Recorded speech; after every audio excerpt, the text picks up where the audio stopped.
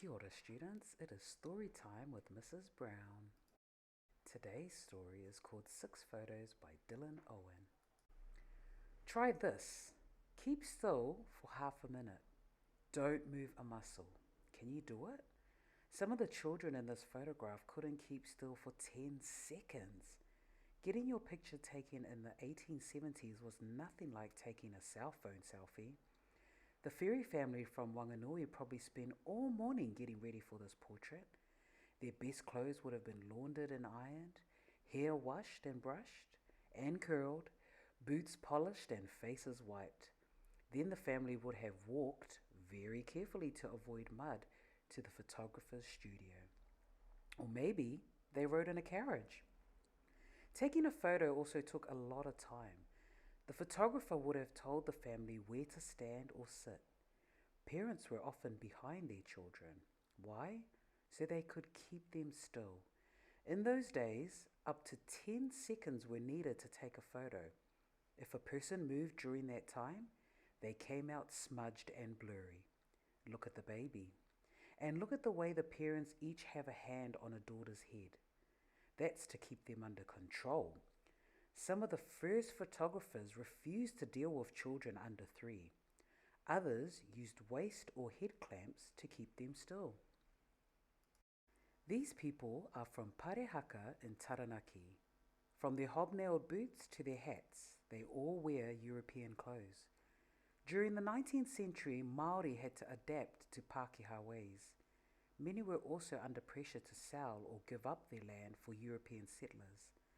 Some Māori resisted, like those at Parehaka. As punishment, their whare were destroyed, their men were jailed, and their land was taken. Perhaps that's why this group looks so serious and so sad. We don't know if this photograph was taken before or after the government raid on Parehaka in 1881. But we do know these people had begun to fight back in their own unique way. Look closely at the women in the back row.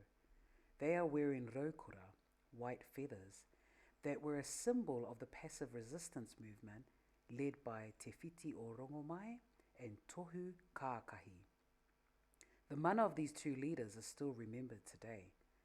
Sometimes it's the smallest thing in a photograph that tells the biggest story. In 1897, Queen Victoria celebrated her 60-year rule over the British Empire. New Zealand was part of this empire, so people here joined in the celebrations, known as the Diamond Jubilee. In this photo, children in Nelson are wearing fancy dress. You can see that ideas about costumes have changed a lot. To honour Queen Victoria's rule, some of the girls are dressed in the national costumes of Scotland and Wales, also part of the British Empire. Others have come as Britannia.